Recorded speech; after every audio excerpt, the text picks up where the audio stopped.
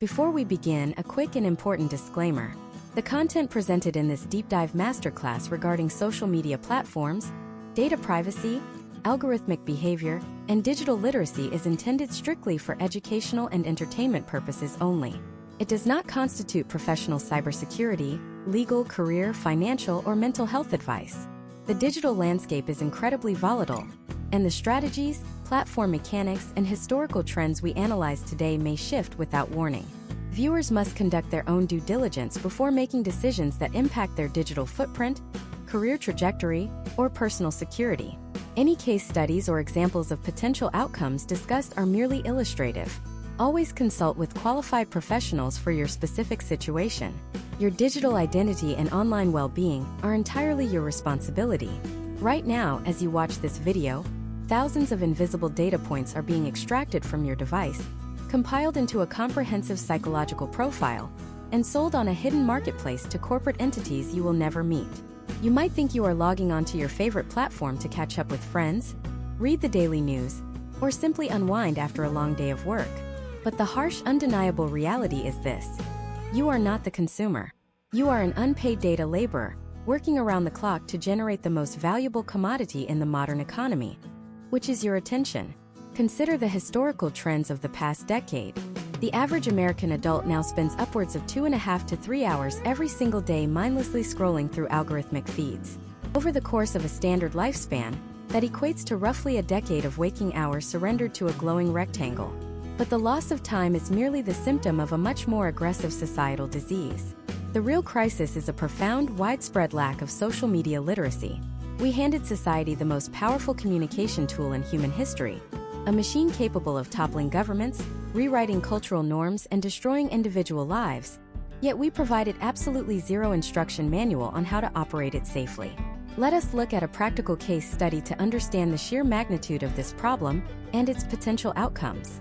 Imagine an average American professional. We will call him David. David is a mid-level manager looking to transition into a higher-paying corporate role. He is diligent, highly educated, and seemingly careful about what he posts online. He never uses profanity, he avoids overt political arguments, and his public profiles appear entirely sterile. However, David lacks deep social media literacy. He does not understand the concept of shadow profiling or relational data. He frequently interacts with, pauses on, and shares articles from highly polarized, sensationalist news aggregators because the headlines provoke a subtle emotional response. He clicks on seemingly harmless personality quizzes that scrape his back-end data. He leaves his location services tracking enabled across applications that have absolutely no functional need for his precise GPS coordinates. When David applies for his dream job, he makes it to the final round. But the hiring corporation employs a third-party digital vetting service, a practice that is becoming a standard historical trend in modern human resources and corporate risk assessment. This automated service does not just look at David's public profile picture. It analyzes his digital metadata, his interaction patterns, and his association networks. The algorithm flags David as a high-risk candidate for workplace volatility based entirely on the outrage-driven content he passively consumed and silently engaged with over the past 3 years. He loses the career-changing opportunity, and he is never told why. He assumes another candidate simply had a better resume. He was completely unaware that his invisible digital footprint had spoken louder than his actual professional experience. This is not a dystopian fantasy. This is the current, documented reality of the data broker economy. The stakes have never been higher for the average citizen. A single lapse in digital judgment, a failure to understand how algorithmic amplification actually works, or an inability to spot a sophisticated synthetic media campaign can lead to devastating potential outcomes. It can drain your bank account through highly targeted spear phishing attacks disguised as familiar brand interactions. It can slowly erode your mental well-being by trapping you in a highly curated echo chamber, designed specifically to trigger your deepest anxieties and insecurities, keeping you in a constant state of neurological arousal, so you never close the application. But what if you could flip the script? What if you could stop being the product and start becoming the architect of your digital reality? Over the course of this comprehensive masterclass, I am going to reveal the hidden mechanics of the platforms that currently dominate your daily life.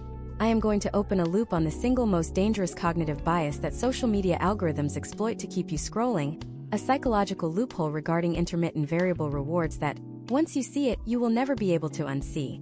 I will show you exactly how tech conglomerates measure your behavioral surplus, and more importantly, how you can reclaim it starting today.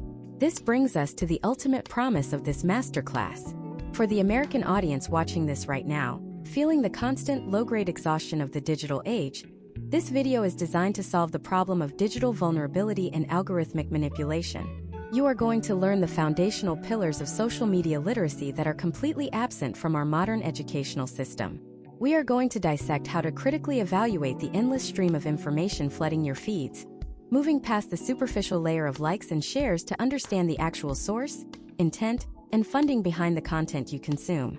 You will learn the mechanics of digital permanence, understanding that the internet never forgets, and how to audit your own historical data to protect your future career prospects and personal reputation. Furthermore, we will break down the precise architecture of algorithmic curation. You will no longer be a passive victim of the feed. You will learn how to actively train the algorithms to serve your personal and professional growth, transforming these platforms from sophisticated time sinks into powerful tools for networking, education, and opportunity generation. We will examine the historical trends of misinformation spread, equipping you with the analytical frameworks required to instantly identify deepfakes, manufactured outrage, and coordinated bot campaigns designed to manipulate public opinion and personal behavior. By mastering these skills, you are not just protecting your data, you are protecting your cognitive liberty. You will gain the ability to navigate the modern internet with absolute confidence, shielding your mental health from engineered outrage, securing your personal information from predatory extraction, and utilizing the digital landscape to your absolute advantage. The skills we are about to explore are no longer optional. They are the essential survival mechanisms for the 21st century. The shift from passive consumer to a highly protected, digitally literate citizen begins right now. To understand how to protect yourself, we must first pull back the curtain on the invisible machinery operating beneath the glass of your smartphone. The fundamental premise of social media literacy begins with a radical shift in perspective regarding what these platforms actually are. They are not digital town squares, and they are not public utilities built for the collective good. They are sophisticated, highly calibrated behavioral modification engines. Their entire architecture is fundamentally designed around a single uncompromising metric, which is maximum attention extraction. Every feature, every color choice, and every notification sound has been split-tested against billions of human interactions to determine exactly which variation keeps your eyes on the screen for an additional fraction of a second. To visualize the sheer precision of this machinery, imagine an everyday scenario set in our current year of 2026. Let us look at a case study involving a typical American professional named Sarah. Sarah is a 32-year-old graphic designer living in Austin, Texas. She considers herself relatively tech-savvy and believes she has complete agency over her digital consumption. On a Tuesday morning, Sarah wakes up and immediately reaches for her phone, a conditioned reflex shared by the vast majority of the population. She opens a prominent social media application and begins to scroll. This is where the extraction process initiates. The platform is not merely serving her content, it is actively observing her micro-behaviors. Sarah scrolls past 3 posts from her friends in rapid succession, spending an average of 0.8 seconds on each. Then, she pauses on a short video discussing a recent wave of corporate layoffs in the tech industry. She does not like the video, she does not comment on it, and she does not share it. She simply stops her thumb from moving for exactly 2.4 seconds while she reads the caption, and then she continues scrolling. In the physical world, this hesitation is entirely meaningless. But in the digital realm, that extra 1.6 seconds of passive attention is a massive behavioral signal. The platform predictive algorithm instantly processes this micro-interaction. It cross-references Sarah against millions of other user profiles who exhibited similar hesitation metrics. The algorithm identifies a correlation. Users who pause on economic anxiety content in the morning are statistically more likely to engage with emotionally charged, slightly pessimistic content throughout the remainder of the day. By the time Sarah takes her lunch break, her feed has been subtly but completely restructured. The algorithm begins feeding her a carefully curated sequence of posts detailing economic downturns, rising housing costs, and highly polarized political debates regarding the economy. Over the course of several weeks, the potential outcomes of this algorithmic curation become significant. Sarah is not actively seeking out this negative information, but she is marinating in it for hours every day. Her baseline level of ambient anxiety begins to rise. She becomes more irritable and less optimistic about her career trajectory. The platform has effectively altered her emotional state without her conscious consent, all because it recognized that a state of mild, unresolved anxiety generates higher retention rates than contentment. Contentment leads to users closing the application and going outside. Anxiety keeps them scrolling, desperately searching for a resolution that the algorithm is designed to endlessly delay. This psychological manipulation is rooted in well-documented historical trends of behavioral psychology, specifically the concept of intermittent variable rewards. To understand why Sarah cannot simply put her phone down, we must look at the exact same operant conditioning principles utilized by the casino industry. When you pull to refresh your feed, you are effectively pulling the lever of a digital slot machine. You do not know what you are going to get or how rewarding it will be. Sometimes you pull the lever and you get a mundane update from a coworker. Sometimes you get an annoying advertisement. But sometimes you get a highly validating comment, a hilarious piece of entertainment, or a deeply compelling piece of outrage. This unpredictability is the core engine of digital addiction. If the feed provided exactly the same level of reward every single time, human biology would quickly habituate to the stimulus, and you would become bored. Because the rewards are intermittent and highly variable, your brain produces a continuous, escalating surge of dopamine in anticipation of the reward. The dopamine is not released when you find a good post. It is released during the search. The platform engineers know this. They deliberately stagger the delivery of engaging content, intentionally spacing out the highs to keep you locked in a perpetual state of neurological seeking. When we talk about social media literacy, we are talking about recognizing this exact cycle as it is happening to you in real time. It is the ability to feel that compulsive urge to check your phone while waiting in line at the grocery store, and consciously identifying it as an engineered biological response, rather than a genuine personal desire. But understanding the psychological trap of the feed is only the preliminary step. The real danger arises when you realize that this highly optimized, addictive infrastructure is available to anyone willing to pay for access. While platforms use these behavioral modification techniques to sell targeted advertising space, malicious entities use the exact same tools for far more destructive purposes. The historical trends regarding digital manipulation show a clear, escalating trajectory from simple clickbait to sophisticated psychological warfare. We have now reached a critical threshold where the content you are addictively scrolling through is increasingly entirely synthetic. We are no longer just dealing with sensationalized news articles or biased reporting. We are entering an era of absolute manufactured reality. Imagine if the compelling video that trapped Sarah's attention was not created by a frustrated tech worker, but was instead generated entirely by a hostile artificial intelligence designed specifically to inject economic panic into key demographic groups. Imagine if the comments validating her anxiety were populated entirely by automated personas, creating the powerful false illusion of a massive social consensus. The algorithms do not care if the content is true or false, organic or synthetic. They only care about the retention metric. So what happens when you combine the addictive power of intermittent variable rewards with highly targeted, hyper-realistic fabricated media, designed to exploit your specific psychological profile? How do you defend your mind when the evidence you see with your own eyes is mathematically engineered to deceive you? Defending your mind against mathematically engineered deception requires an entirely new cognitive toolkit, because the historical trends of synthetic media have completely bypassed our evolutionary defenses. In the early days of the internet, deception was largely text-based and relatively primitive. You might have received a poorly translated email from a fictitious foreign dignitary requesting an urgent wire transfer. The grammatical errors, the bizarre formatting, and the absurd premises served as natural friction points, instantly alerting your brain to the scam. But as we navigate the highly optimized digital ecosystem of 2026, those crucial friction points have been entirely eradicated. We are no longer dealing with simple automated scripts or glitchy, low-resolution deepfakes where the subject fails to blink naturally or the audio painfully desynchronizes from the lip movements. The technological barrier to entry for creating highly persuasive, emotionally devastating synthetic media has dropped to absolute zero. Today, an anonymous entity operating from a laptop halfway across the globe can seamlessly clone a human voice from a 3-second audio sample scraped from a public profile, and subsequently generate a broadcast-quality video indistinguishable from reality in a matter of minutes. To fully grasp the potential outcomes of this unchecked capability, imagine a highly plausible scenario involving a United States citizen named Mark. Mark is a 45-year-old small business owner running a regional logistics and trucking company out of Columbus, Ohio. It is a standard Tuesday evening, and Mark is scrolling through a prominent professional networking platform to monitor industry trends and connect with potential clients.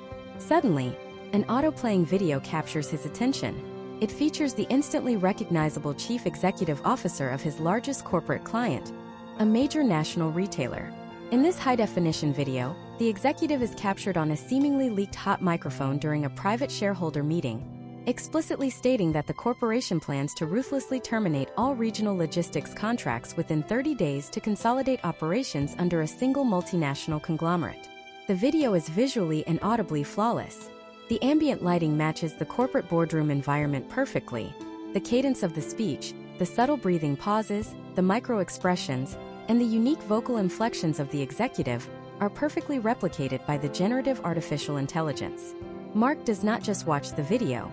He experiences an immediate, visceral biological reaction. His heart rate spikes, cortisol floods his nervous system, and sheer panic sets in as he contemplates the total collapse of his business, the loss of his livelihood, and the impending layoffs of his 50 local employees. In a state of pure emotional reactivity, bypassing all logical processing, Mark immediately shares the video to his professional network of fellow contractors with a frantic, warning caption, and then he hastily drafts an email to his financial advisor to discuss emergency liquidations and severe austerity measures. What Mark does not realize is that the video is an utter fabrication, a meticulously crafted piece of corporate sabotage designed by an overseas competitor to artificially crash the retailer's stock price while simultaneously causing widespread chaos in their domestic supply chain. But the true tragedy is not just that the manipulated video exists. It is how the algorithmic infrastructure actively weaponizes Mark and his very real biological reaction. The platform distribution algorithm does not analyze the factual accuracy of the video, nor does it care about the offline economic damage it might cause.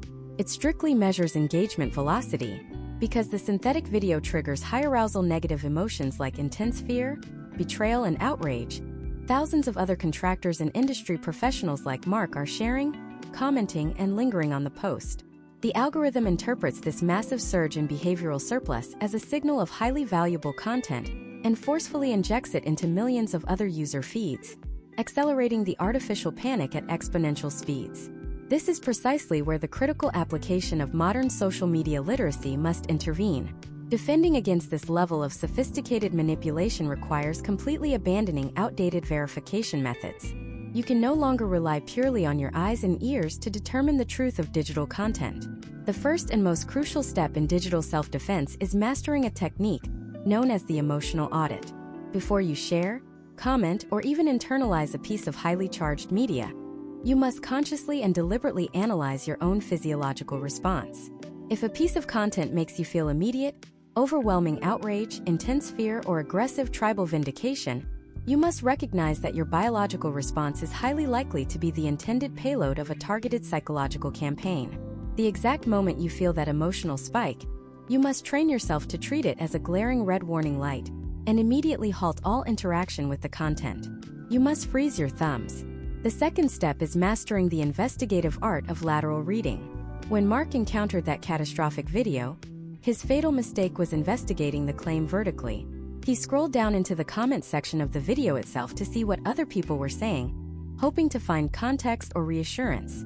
However, historical trends heavily indicate that the comments section of a manipulated asset is almost always populated by automated bot swarms. These synthetic accounts are specifically designed to manufacture a false consensus, utilizing advanced sentiment analysis to post comments that validate the false premise of the video and mock anyone who questions it. Lateral reading requires you to immediately open a new, completely separate browser window. You must leave the original platform entirely. You then search for the core claim using independent, established news agencies, official financial regulatory filings, and direct corporate press releases. If the executive of a major national retailer actually announced the abrupt termination of all regional contracts, that catastrophic economic event would be instantly heavily reported across multiple trusted financial news networks. If the only place the video or the claim exists is within the isolated, unverified ecosystem of a social media feed, the probability of it being a synthetic fabrication approaches absolute certainty. Furthermore, we must deeply understand the mechanics of source provenance. In the current landscape of 2026, we cannot simply look for visual artifacts to identify deepfakes, as the generative models have become far too seamless for the human eye to detect. Instead, we must rigorously trace the digital lineage of the information itself. Who is the original account that uploaded the video? Is it a verified news organization with a known editorial standard, a history of retractions, and a physical address? Or is it an anonymous account created 3 weeks ago that exclusively posts sensationalist, highly polarizing content? True social media literacy means recognizing that information without a verifiable, accountable source is inherently toxic to your worldview. It is the digital equivalent of accepting a pill from a stranger in an alleyway, simply because the packaging looks professional. By routinely deploying the emotional audit, aggressively practicing lateral reading, and relentlessly demanding source provenance, you build an impenetrable cognitive firewall against synthetic manipulation. You break the chain of viral deception by actively refusing to lend your behavioral data and your personal network to the algorithmic spread of manufactured chaos.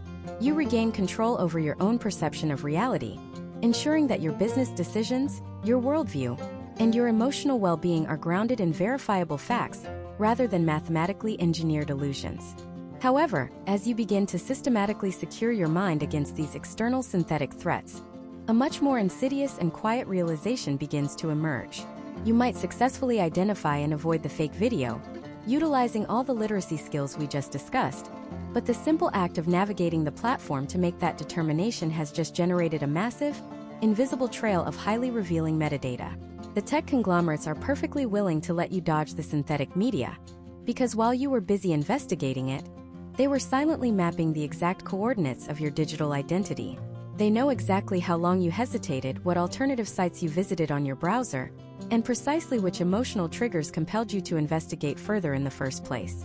Which leads us to a terrifying question about the sheer volume of personal data you have already surrendered without your knowledge.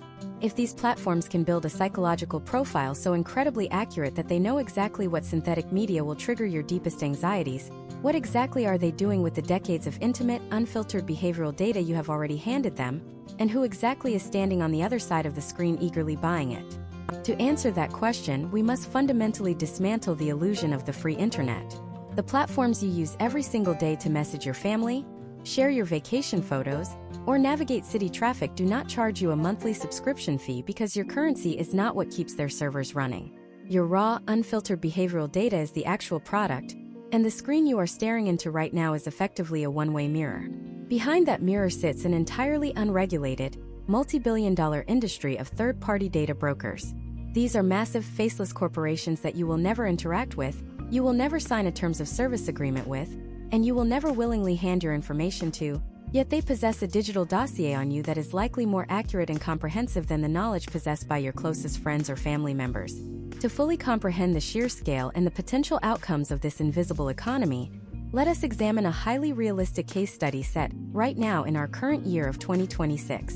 Imagine a 28-year-old registered nurse named Emily living in Chicago.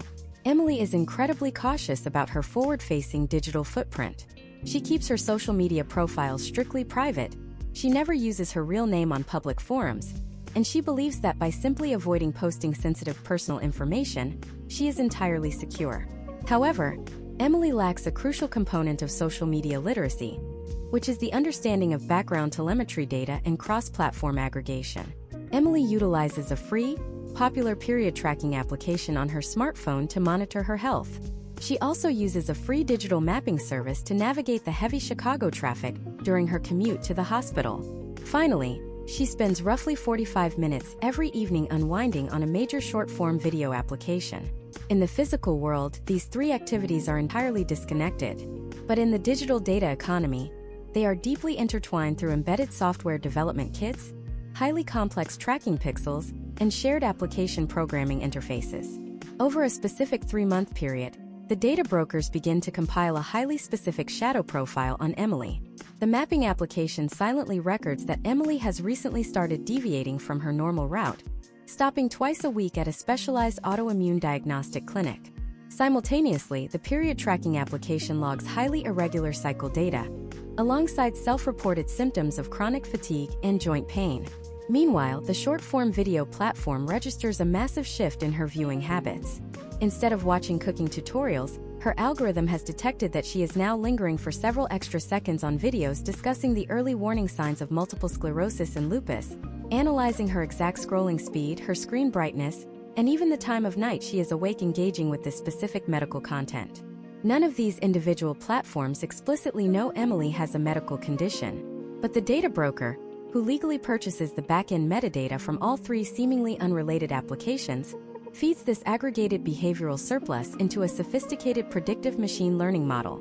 The algorithm cross-references her geographical movements, her biological logs, and her isolated content consumption patterns. It concludes with an astonishingly high degree of statistical probability that Emily is currently undergoing diagnostics for a severe chronic autoimmune disease. This intimate medical inference is made completely independently of any official doctor diagnosis, entirely outside the protective boundaries of traditional medical privacy laws. The true danger materializes when we look at the historical trends of who is actively purchasing this predictive data. This shadow profile is not just sitting in a server farm. It is instantly monetized. 6 months later, Emily decides to transition out of nursing and apply for a specialized life insurance policy or premium private health coverage to start her own independent consulting business. The underwriting corporation utilizes automated risk assessment software that legally queries these massive third-party data brokers to determine her holistic risk profile. The algorithmic system instantly flags Emily as a massive future financial liability, based entirely on the predictive autoimmune model generated from her passive smartphone usage. She is quoted a premium that is 60% higher than the standard rate, or she is subtly denied coverage altogether. She is never told why. There is no human underwriter she can appeal to, and there is no transparent file she can request to correct the error. She assumes the insurance market is simply becoming more expensive. She is completely blind to the fact that her invisible, highly commodified digital footprint has directly sabotaged her financial reality. This is not science fiction. This is the documented, structural reality of how the modern data marketplace operates, and it extends far beyond healthcare. These massive data aggregators track your precise financial behaviors, your geographical associations, and your network connections. If the GPS data on your phone consistently registers you spending extended periods of time in neighborhoods mathematically categorized as low income, or if the communication metadata on your device shows you frequently text individuals who have historically defaulted on their loans, predictive algorithms will automatically adjust your own creditworthiness downward by proxy. You are being judged, scored, and financially restricted based on the digital company you keep and the physical locations you occupy, all silently extracted through the glowing device in your pocket under the guise of providing you with convenient, free software. The illusion of control is the most dangerous aspect of this system. People falsely believe that by simply deleting an application, clearing their internet browser cookies, or turning off their location services for a single afternoon, they are erasing their digital footprint. But historical trends in data retention prove that this is a fundamental misunderstanding of digital permanence. By the time you delete the application, the behavioral surplus has already been extracted, packaged, encrypted, and sold. It is permanently baked into a predictive model residing on a server farm thousands of miles away. You cannot delete a shadow profile because you do not have administrative access to the architecture that built it. You are entirely locked out of the system that dictates your digital identity. Understanding this invisible economy is the absolute core of modern social media literacy. It is the realization that every single tap, swipe, hesitation, and geographical movement is a highly valuable microtransaction, willingly surrendered in exchange for a temporary dopamine release. The tech conglomerates have spent billions of dollars designing user interfaces that deliberately obscure this extraction process, burying the true nature of their surveillance apparatus deep within dozens of pages of impenetrable legal jargon that they know mathematically nobody will ever read. But there is a mechanical vulnerability in their system.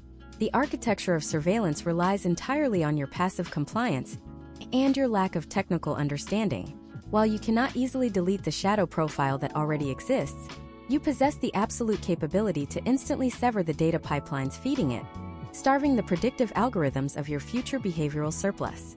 However, the tech giants have intentionally designed the escape routes to be as confusing, exhausting, and labyrinthine as possible. They utilize highly manipulative interface designs to trick you into leaving the tracking mechanisms fully operational. So, how exactly do you navigate this hostile architecture to reclaim your digital sovereignty? What is the precise step-by-step methodology required to dig into the deepest, hidden infrastructure of your devices and permanently shut down the invisible extraction engines without losing access to the modern digital world? The process of reclaiming your digital sovereignty begins with a systematic audit of your hardware, completely disregarding the default settings engineered by the manufacturers. The default state of any modern smartphone or operating system in 2026 is structurally designed for maximum data porosity. You must adopt a philosophy of default zero trust. To achieve this, the first and most critical action is executing a ruthless permissions audit on every single application residing on your device. Consider the historical trends of application permissions. A decade ago, a digital flashlight application genuinely only needed access to the camera flash hardware. Today, if you examine the back-end architecture of a similar utility application, you will frequently find it demanding continuous background access to your precise global positioning system, your microphone, your local network connections, and your contact list. There is absolutely no functional reason for a flashlight to know what city you are in or who you are calling. The application is a Trojan horse, freely offered to bypass your initial skepticism, so it can establish a permanent data pipeline directly into your daily life. To visualize the potential outcomes of this architectural vulnerability, let us look at a case study involving a United States citizen named Michael. Michael is a 34-year-old architect living in Seattle. He considers himself a private person, yet his battery consistently drains by mid-afternoon. Upon conducting a deep permissions audit, Michael discovers that a highly popular local weather application, which he uses purely to check the morning forecast, has been granted persistent background location access. But it goes deeper.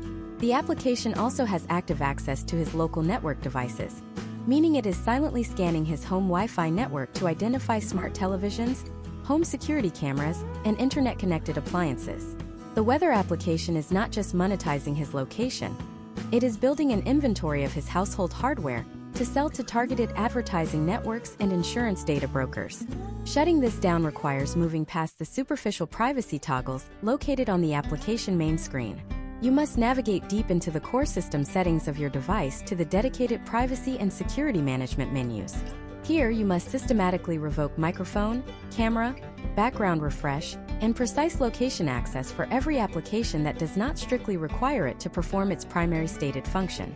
If a social media platform demands constant location access to simply display a text feed, you must deny it. Force the application to rely on manual, single-use permissions only when you actively choose to engage a specific feature, like posting a geographically tagged photograph.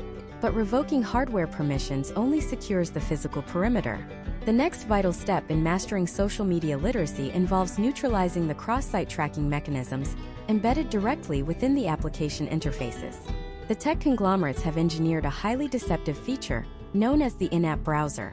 When you are scrolling through a feed and you click on a compelling link to a news article or an external retail website, the platform intentionally does not open your device's default, secure web browser. Instead, it traps you inside a proprietary browser built directly within the social media application itself. This is not done for your convenience. It is done to maintain complete surveillance over your web session. When you browse through the in-app environment, the social media platform injects highly sophisticated tracking code, often referred to as keylogging pixels, into the external website you are visiting. This allows the platform to monitor every single keystroke you make, every password you type, and every credit card digit you enter on that external site, effectively bypassing the security protocols of the external website entirely. The step-by-step countermeasure to this invasive practice is absolute operational discipline. You must condition yourself to never consume external content within an in-app browser. Whenever you click a link, immediately locate the submenu option to open the page in your native system browser, preferably one equipped with aggressive tracker blocking and secure domain name system routing. By breaking the content out of the application sandbox, you instantly sever the continuous behavioral telemetry loop. Furthermore, we must address the persistent illusion of the modern data opt-out infrastructure. In recent years, due to increasing legislative pressure, tech companies have introduced highly publicized features that supposedly allow you to ask applications not to track your activity. While enabling these features is a necessary baseline step, relying on them as your sole defensive strategy is a fundamental failure of digital literacy. Historical trends reveal that these requests are frequently treated merely as suggestions by third-party data brokers. Many rogue applications utilize complex fingerprinting techniques to track you anyway, analyzing your battery level, screen resolution, operating system version, and installed fonts to create a unique identifier that completely circumvents the standard tracking toggle. True digital hardening requires adopting layered network-level defenses. This means utilizing virtual private networks not just to mask your internet protocol address, but integrating dedicated firewall applications that actively intercept and block outgoing telemetry requests before they ever leave your device. It involves understanding how to leverage isolated browser environments, essentially using one strict, highly sanitized browser exclusively for secure financial and medical transactions, and a completely separate, expendable browser for general web navigation and social media consumption. By compartmentalizing your digital footprint, you ensure that if one sector of your digital life is compromised by an aggressive tracking pixel, the contamination cannot spread to your most sensitive personal data. By systematically executing these defensive protocols, you effectively blind the extraction engines. You transform your device from a continuous broadcasting beacon of behavioral surplus into a highly fortified, silent tool that only transmits data strictly on your explicit command. You take back the raw material that fuels the multi-billion-dollar shadow economy. However, securing your hardware and starving the data brokers is merely the mechanical aspect of this war. The platforms monitor these analytics in real time. When their highly advanced algorithmic models detect that a user like you has successfully severed the telemetry pipelines, they do not simply give up and accept the loss of revenue. They initiate a highly aggressive, automated counter-protocol. Deprived of your background data, the algorithm must now rely entirely on extracting maximum behavioral surplus during the exact moments you are actively engaged with the screen. To achieve this, the platform transitions your feed from passive retention strategies into an actively hostile state. It activates a psychological mechanism designed to bypass your logical defenses entirely, flooding your digital environment with a carefully calibrated sequence of hyperstimulating, deeply polarizing content engineered to force an immediate, visceral reaction. You have locked the physical doors to your digital life, but how do you defend yourself when the platform algorithm deliberately sets the building on fire just to watch you panic?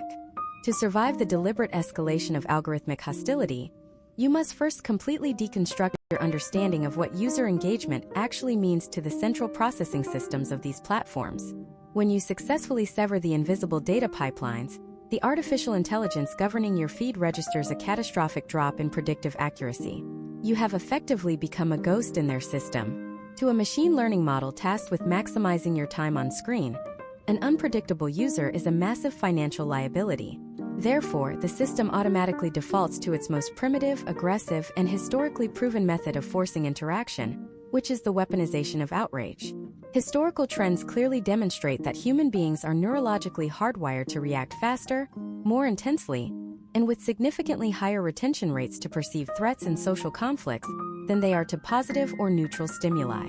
The platform does not set the building on fire because it possesses malice.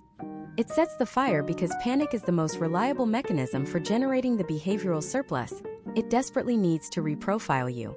To fully understand the mechanics of this algorithmic retaliation and the potential outcomes it can inflict on your daily life, imagine a highly specific scenario occurring right now in the year 2026. Consider a United States citizen named Jessica, a 29-year-old public high school history teacher residing in Denver, Colorado. Jessica recently realized the extent of digital surveillance and meticulously locked down her device hardware.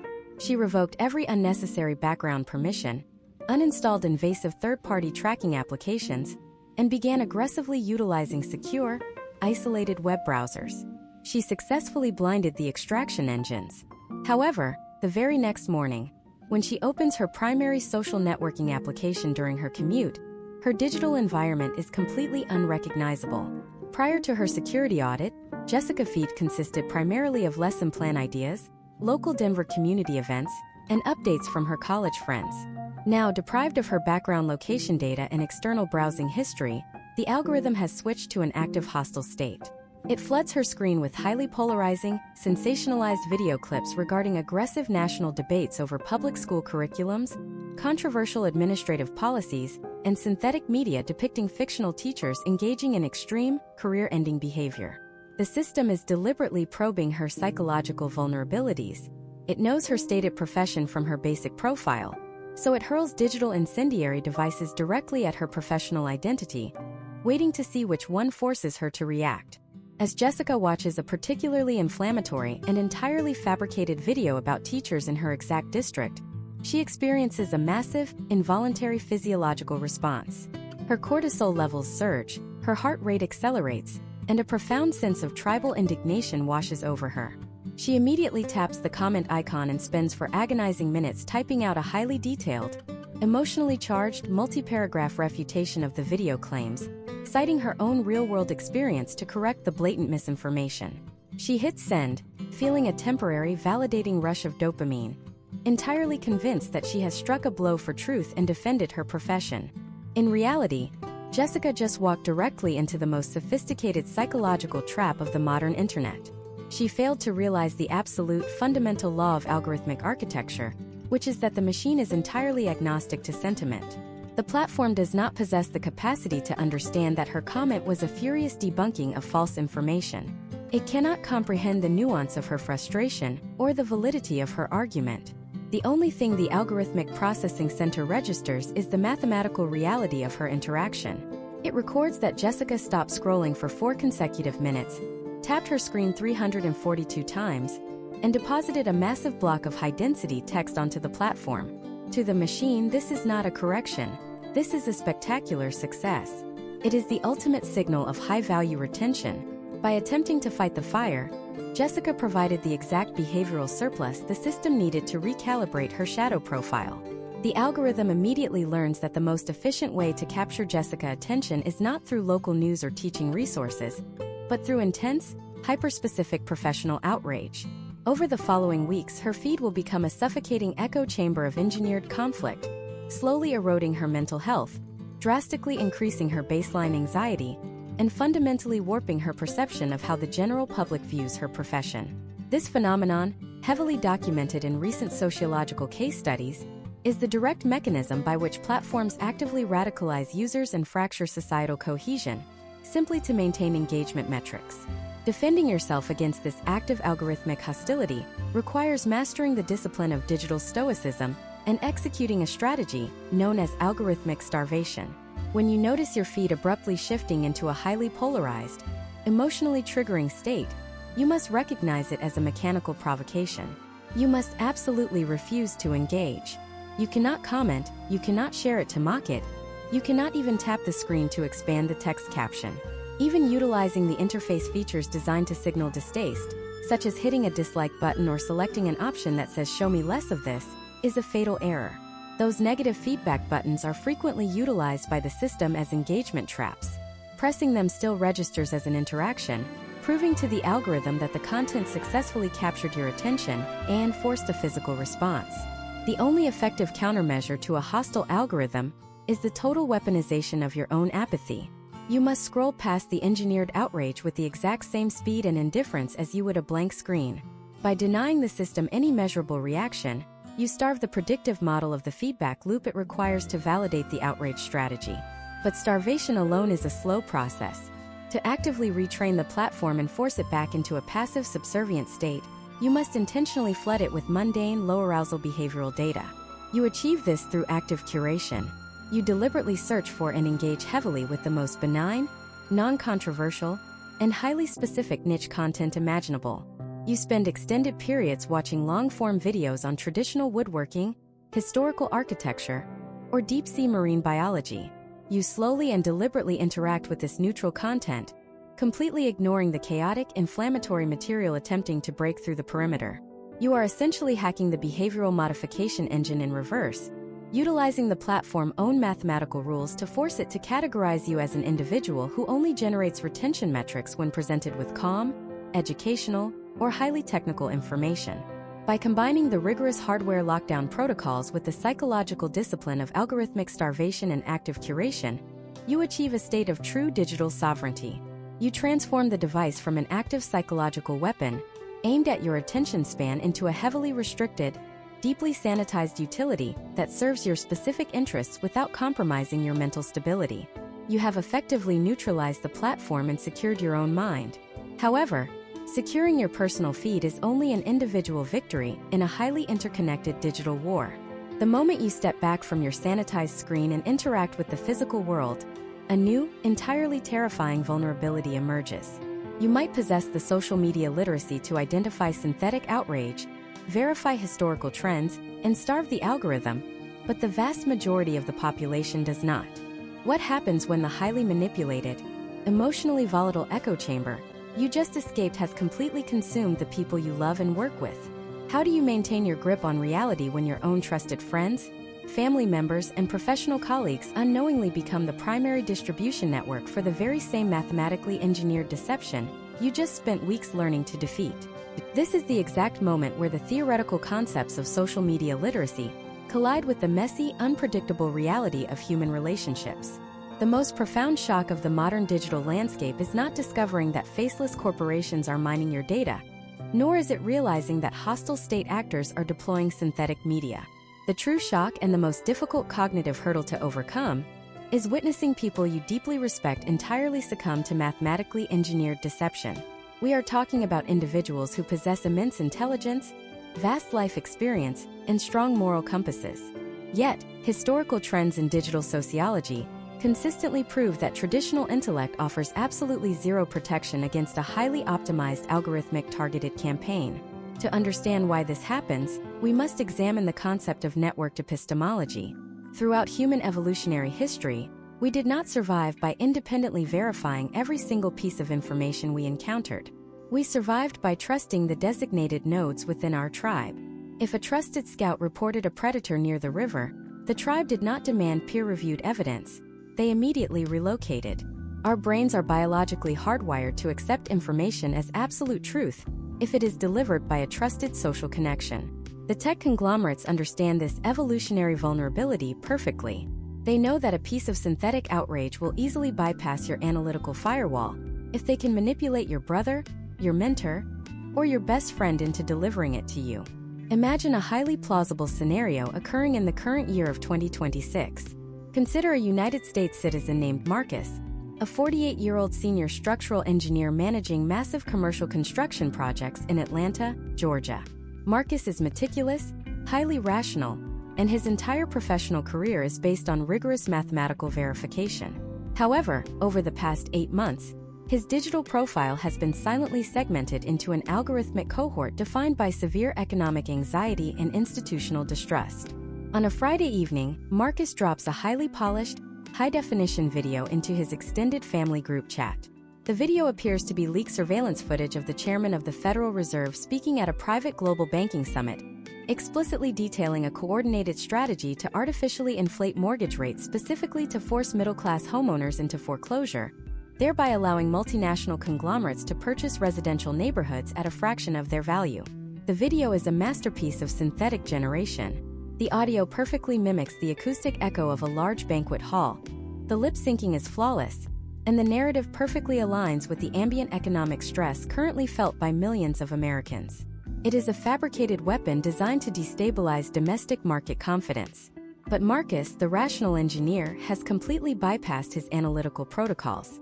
The algorithm served this video to him at the exact moment his behavioral telemetry indicated he was most susceptible, likely after he spent 40 minutes scrolling through articles about rising building material costs.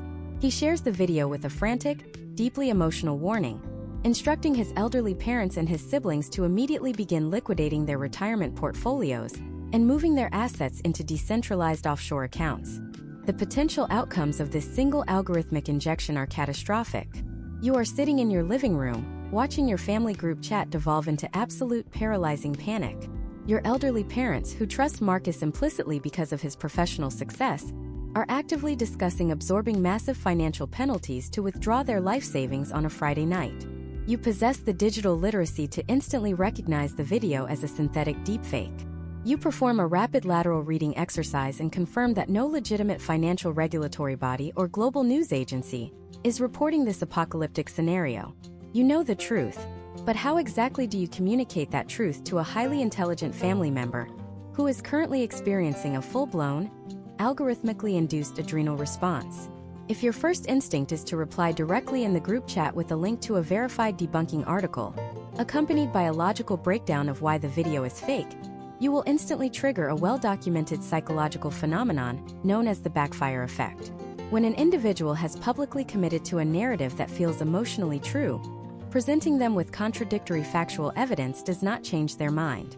Instead, the brain interprets the factual correction as a literal physical threat to their core identity and their social standing within the tribe. If you publicly contradict Marcus in the group chat, his amygdala will hijack his rational processing centers. He will not read your evidence. He will instantly perceive you as naive, brainwashed, or complicit in the very conspiracy the video outlines. He will double down, the family will fracture, and the algorithmic deception will have successfully severed a real-world human connection.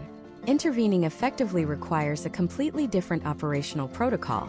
The very first step is to immediately break the digital context. You cannot fight a digital infection within the environment that was explicitly designed to spread it. You must transition the communication to a high-bandwidth, synchronous medium.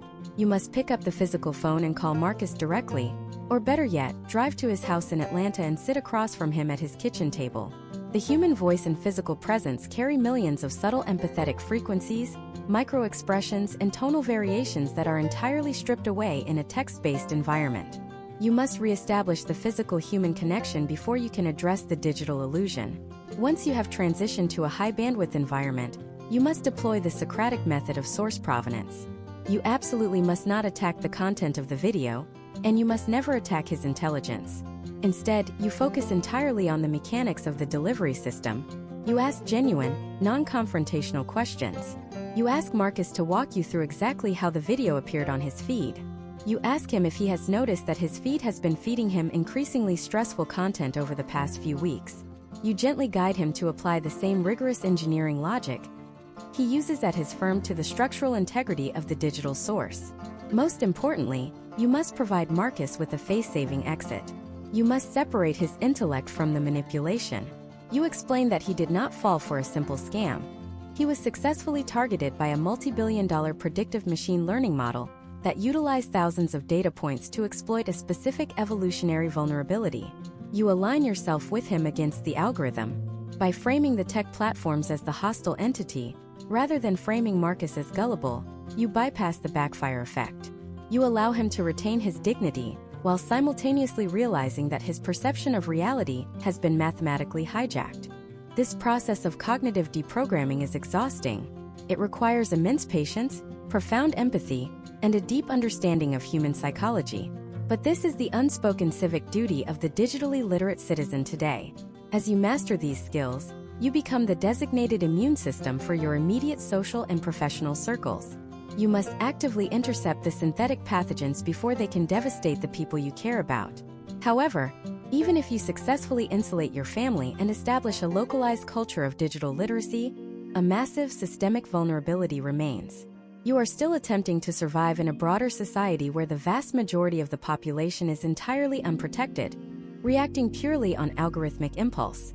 Securing your own mind and protecting your family is vital, but it does not stop the machinery of the platforms from continuing to operate at scale. And this leads us to the most dangerous escalation point of the modern digital era. What happens when the platforms determine that keeping users isolated in digital echo chambers is no longer generating sufficient behavioral surplus? What are the historical trends and potential outcomes when the algorithm explicitly decides to take the manufactured outrage it has cultivated online and intentionally coordinate it into a massive, highly directed swarm of physical world destruction targeting a single unprotected individual? This phenomenon is clinically referred to as algorithmic mob mobilization, and it represents the absolute apex of digital danger in our modern era. To comprehend how a digital echo chamber transitions into a physical world crisis, we must examine a highly destructive mechanism known as context collapse. The internet inherently strips human interaction of its physical context, its preceding events, and its nuance. When a localized real-world event is digitized, it is flattened into a highly portable, easily manipulated two-dimensional asset. The algorithmic systems then act as a massive magnifying glass, taking the ambient, undirected heat of millions of frustrated users and focusing it into a single localized laser beam of concentrated harassment aimed directly at an ordinary citizen. To clearly illustrate the terrifying speed and the severe potential outcomes of this process, imagine a highly plausible case study set in the current year of 2026. Consider a United States citizen named Thomas. Thomas is a 35-year-old small business owner running an independent, family-owned pharmacy in a quiet suburb of Philadelphia, Pennsylvania.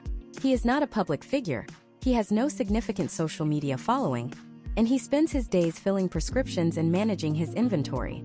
On a typical Wednesday afternoon, a customer enters his pharmacy and aggressively demands an early refill of a highly restricted, heavily regulated medication. Abiding strictly by state and federal laws, Thomas calmly but firmly refuses the request. The customer becomes highly belligerent, shouting profanities and causing a severe disruption. Recognizing a potential security threat, Thomas steps out from behind the counter, raises his voice to assert control over his establishment, and sternly orders the customer to leave the premises immediately. What Thomas does not realize is that the customer has quietly activated the camera on their smartphone, carefully angling it from their hip. They do not record their own abusive behavior or their illegal demands. They only capture the final 12 seconds of the interaction, explicitly showing Thomas, a visibly angry business owner, raising his voice and pointing toward the door. The customer immediately leaves the store and uploads this truncated, entirely decontextualized 12-second video to a massive short-form video application. Crucially, they attach a completely fabricated, highly inflammatory text caption, falsely claiming that Thomas aggressively refused to serve them based entirely on their race and political affiliation. This is the exact moment the algorithmic ignition sequence begins. The platform distribution engine scans the upload. It utilizes optical character recognition to read the text caption, instantly identifying high-arousal keywords related to systemic discrimination and political conflict. The system does not possess the capacity to verify the factual accuracy of the claim, nor does it attempt to contact local law enforcement to corroborate the event. It simply recognizes that videos containing these specific triggers historically generate massive behavioral surplus. The algorithm instantly pushes the video to a highly active, aggressively partisan test cohort of users known for rapid engagement. The test cohort reacts with absolute, predictable fury. They watch the video multiple times, accelerating the retention metric.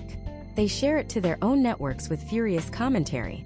The algorithm calculates the exponential engagement velocity and determines it has found a highly viral asset. Within 4 hours, the video bypasses the local Philadelphia geographic parameters and is injected into the national feed. By dinner time, the 12-second clip of Thomas has accumulated 4 million views. The digital swarm has been fully mobilized, and it immediately begins the process of crossing over into the physical world. The mob does not require sophisticated hacking skills to destroy Thomas. They utilize standard, publicly available open-source intelligence tools. Within minutes, highly motivated users cross-reference the visual layout of the pharmacy in the background of the video with public digital mapping services. They pinpoint his exact street address. They extract the business registration documents from the state public database, confirming his full legal name. They then scan digital property records to locate his private residential address. They scrape his professional networking profiles to identify his wife, discovering she works as a pediatric nurse at a nearby hospital, and they identify the local elementary school his children attend. By 9 o'clock that evening, the digital firewall completely evaporates. Thomas' business phone lines are entirely paralyzed by automated dialing scripts routing thousands of hostile calls from across the globe. His commercial email servers crash under the weight of coordinated spam attacks. The digital swarm simultaneously executes a massive review bombing campaign. Within a single hour, his business rating on every major search engine plummets from 5 stars to 1 star, accompanied by thousands of fabricated reviews alleging severe health violations and criminal behavior. The automated systems governing these search engines detect this sudden influx of negative data and algorithmically penalize his business, effectively erasing his pharmacy from local digital maps and severely crippling his future commercial viability. We must critically analyze the psychology of the swarm to understand why this happens. The thousands of individuals participating in this digital destruction do not view themselves as villains. The platform architecture has successfully manipulated their empathy, convincing them that they are executing righteous justice against a dangerous societal actor. Participating in the destruction of Thomas provides them with a massive, immediate dopamine hit of moral vindication. They feel powerful, they feel united, and they feel deeply engaged with the platform. The tech conglomerate hosting the video profits from every single angry comment, every share, and every targeted advertisement displayed alongside the destruction of Thomas' reputation. The platform effectively monetizes his professional and personal ruin. Historical trends in crisis management demonstrate that the absolute worst action Thomas can take in this scenario is attempting to defend himself on the platform. The natural human instinct is to immediately record a longer video explaining the context, proving that he was following federal medication laws, and begging the mob to understand. But social media literacy dictates that you can never logically negotiate with a machine learning model optimizing for rage. If Thomas posts a defense, the algorithm will simply recognize his face, link it to the trending outrage topic, and feed his defensive video directly back into the swarm, providing them with fresh behavioral material to dissect, mock, and manipulate. He will essentially be throwing gasoline onto a digital fire that is already consuming his life. The only viable survival protocol when targeted by an algorithmic swarm is immediate, absolute digital darklining. You must instantly sever all data nodes connecting your digital identity to your physical reality. This involves utilizing automated services to rapidly scrub public data broker registries, locking down or entirely deleting all personal and professional social media accounts, temporarily disabling business communication lines, and employing specialized legal counsel to issue rapid cease and desist orders to the platforms hosting the defamatory content. You must become a digital ghost until the algorithm determines that the outrage cycle is no longer generating sufficient retention metrics and subsequently starves the mob of their visibility. But what happens when digital darklining is not enough? What are the potential outcomes when the swarm decides that reputational destruction is insufficient, and they actively manipulate the emergency response infrastructure of your own city to send heavily armed law enforcement directly to your front door in the middle of the night? How do you defend your physical life when the digital mob weaponizes the actual state apparatus against you? And what are the specific, highly technical countermeasures required to survive an attack on that scale? This terrifying escalation is clinically recognized in cybersecurity and law enforcement communities as swatting, and it represents the absolute collapse of the boundary between digital harassment and physical survival. Swatting is the weaponization of the emergency dispatch system. It occurs when a hostile actor, often operating from thousands of miles away behind layers of encrypted proxy servers, manipulates domestic telecommunications infrastructure to place a highly credible, entirely fabricated emergency call to your local police precinct. They report a catastrophic, violent scenario unfolding at your specific residential address, such as a hostage situation or an active domestic terror plot. The fundamental goal of the digital mob in this scenario is not simply to scare you. It is to mathematically guarantee that a heavily armed, highly agitated tactical police unit forcefully breaches your front door in the middle of the night, creating a highly volatile situation where a single misunderstood sudden movement can result in fatal potential outcomes. To understand the mechanics of this threat and the historical trends of how citizens are forced to adapt, we must examine a practical case study set in the current year of 2026. Consider a United States citizen named Robert, a 42-year-old municipal water management director residing in Phoenix, Arizona. Robert is navigating a period of severe regional drought, and his department is legally mandated to enforce strict residential water usage limits. A disgruntled resident secretly records Robert at a local town hall meeting, deceptively edits the footage to make it appear as though Robert is mocking working-class families while admitting to secretly diverting public water to luxury golf courses, and uploads the fabricated narrative to a massive algorithmic distribution platform. The algorithmic mob mobilizes instantly. However, the mob does not utilize sophisticated, cinematic hacking techniques to discover where Robert sleeps at night. They rely on the incredibly mundane, highly porous architecture of the American Public Record System. This practice is known as open-source intelligence gathering.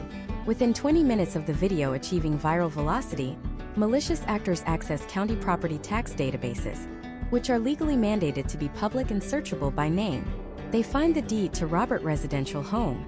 They cross-reference this with state voter registration databases, which often publicly list residential addresses and political affiliations. They query massive, unregulated commercial data brokers who have scraped his previous utility bills, his magazine subscriptions, and his warranty registrations. They compile a comprehensive physical dossier on Robert and his family, and they distribute his exact GPS coordinates back to the digital swarm. When the fabricated emergency call is placed to the Phoenix Police Department, the dispatchers are legally and morally obligated to respond to the perceived threat with overwhelming tactical force. Robert is awakened at 2 in the morning by the sound of his front door being physically destroyed, blinded by tactical strobe lights, and confronted by operators who genuinely believe he is an active, violent threat. He survives the encounter only through absolute, frozen compliance, but the psychological trauma inflicted upon his family and the structural destruction of his home are permanent. Surviving an attack of this magnitude requires recognizing that by the time the algorithmic mob targets you, it is already too late to secure your data. The core principle of advanced social media literacy and digital physical security is absolute preemption. You must proactively sever the digital tethers connecting your online identity to your physical coordinates long before a crisis ever materializes. The first technical countermeasure involves fundamentally restructuring how you interact with public databases. Historical trends in high-level executive security demonstrate a complete migration away from direct individual ownership of physical assets. In 2026, the digitally literate citizen must adopt these exact same corporate obfuscation tactics. This means utilizing legal frameworks such as anonymous blind trusts or highly compartmentalized limited liability companies to purchase residential property, register personal vehicles, and establish utility accounts. When a digital swarm searches the county tax assessor database for your legal name, the system must return absolutely zero results. Your physical address must belong to a faceless legal entity administered by a registered agent located in a completely different judicial district. The second vital layer of defense involves mastering the architecture of your local network environment. Most citizens mistakenly believe that installing a virtual private network application on their smartphone provides adequate location masking. However, this ignores the massive vulnerability of the modern Internet of Things. If your smart television, your internet-connected thermostat, or your automated home security cameras are communicating directly with external servers without a protective encryption layer, hostile actors utilizing automated scanning scripts can instantly identify your unique residential Internet protocol address and map it directly to your physical geographic location. The required countermeasure is implementing hardware-level network encryption. You must configure a dedicated, highly secure virtual private network directly at your central broadband router, ensuring that every single microtransaction of data leaving your home, regardless of which appliance generates it, is heavily encrypted and routed through a distant server before it ever touches the public internet. Furthermore, you must actively manipulate the logistics of your physical mail and package delivery. You can never utilize your actual residential address for online retail purchases, banking correspondence, or credit card billing. The digitally literate citizen relies on commercial mail receiving agencies. These are secure, physical facilities that provide you with a standardized street address, not a traditional post office box, which is frequently rejected by financial institutions. All your physical mail is routed to this secure facility, where it is digitally scanned for your review or physically forwarded to your hidden residential location under a completely different operational name. You effectively create a localized air gap between the economy and your front door. The final and perhaps most crucial preventative measure involves directly interfacing with your local emergency response infrastructure. Recognizing the exponential rise in algorithmic mob mobilization, forward-thinking police departments across the United States have established localized anti-swatting registries. You must proactively contact your local precinct and formally register your highly secured residential address. You provide them with explicit, verified contact information and establish a mandatory secondary verification protocol. This legally flags your address within the emergency dispatch system, requiring the dispatcher to initiate a direct phone call to your verified cellular device to confirm the legitimacy of any reported violent emergency before deploying a tactical response unit. You effectively build a bureaucratic firewall between the digital deception and the physical trigger of the police state. By rigorously implementing anonymous legal ownership, router-level network encryption, commercial mail forwarding, and proactive law enforcement registry, you construct an invisible, impenetrable fortress around your physical reality. You ensure that even if the algorithmic machine targets your digital shadow, the swarm will expend its energy attacking dead ends, corporate shell entities, and encrypted servers, leaving your family entirely untouched by the physical consequences of the manufactured outrage.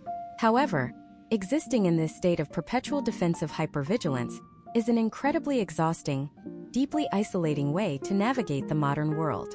You have successfully locked the doors, starved the algorithm, protected your family, and secured your physical perimeter. But a life spent constantly hiding from the machinery of the internet is not a life of true digital sovereignty. It is merely a highly sophisticated state of digital exile. The ultimate goal of social media literacy is not just endless defense and evasion. The true masterclass involves understanding how to safely step back out of the fortress. Once you have survived the extraction engines and neutralized the algorithmic swarms, how do you pivot from a posture of absolute defense into a strategy of active, highly lucrative offense? What are the exact frameworks required to safely harness the unprecedented networking power of the modern internet to build your career, aggregate real wealth, and create undeniable generational value without ever becoming a product of the machine again? To step out of the fortress and transition into a posture of active, lucrative digital offense, you must fundamentally restructure your relationship with the algorithmic machine. Up until this point in our masterclass, we have treated the algorithm as a hostile extraction engine, a predatory force designed to harvest your behavioral surplus and manipulate your psychological state. This defensive posture is absolutely necessary for survival. However, the exact same machine learning models that optimize for outrage and retention also happen to be the most efficient, hyper-targeted distribution networks ever constructed in human history. The wealthy, the highly influential, and the digitally literate do not entirely hide from the internet. They simply stop interacting with it as passive consumers and begin leveraging it as industrial infrastructure. They transition from being the product to becoming the architects of their own digital distribution. To understand the mechanics of this transition and the immense potential outcomes it can generate for your career and personal wealth, let us examine a practical case study set in our current year of 2026. Consider a United States citizen named Elena, a 32-year-old industrial engineer specializing in automated supply chain logistics, currently residing in Detroit, Michigan. Elena has completely locked down her private digital life, utilizing every single defensive protocol we have discussed. Her personal communications are encrypted, her residential address is cloaked behind a blind trust, and she starves the algorithm of her personal behavioral data.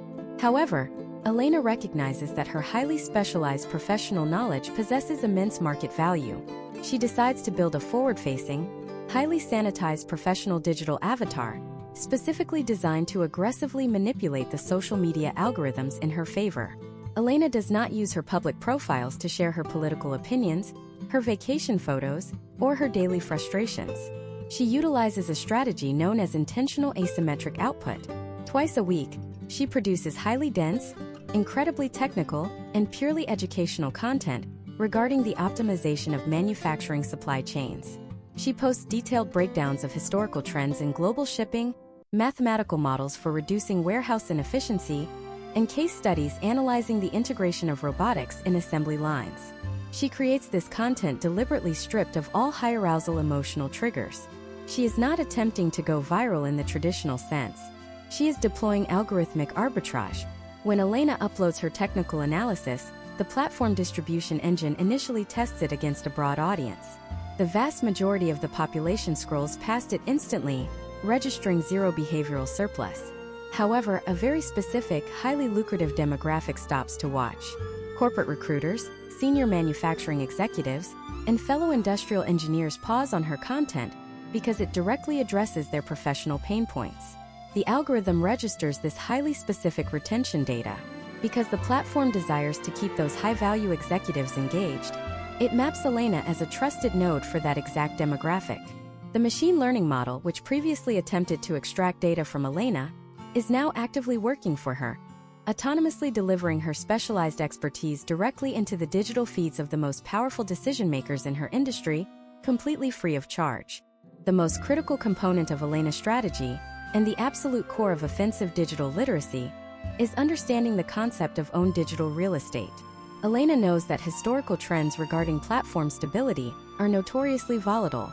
Social media conglomerates routinely change their algorithms overnight, arbitrarily restrict organic reach to force users to pay for advertising, or completely ban accounts based on automated, erroneous flags. Building your entire professional reputation or business exclusively on a platform you do not own is the digital equivalent of building a multi-million-dollar mansion on rented land. At any moment, the landlord can simply evict you. Therefore, Elena utilizes her forward-facing social media profiles strictly as top-of-funnel acquisition mechanisms. At the end of every highly technical post or video, she provides a single, high-value lead magnet, such as a downloadable digital template for conducting a warehouse efficiency audit, available exclusively through a secure link in her profile. When the executives click this link, they are instantly transported off the rented social media platform and onto a self-hosted, fully encrypted website that Elena personally controls. To download the template, the executives must willingly provide their professional email address.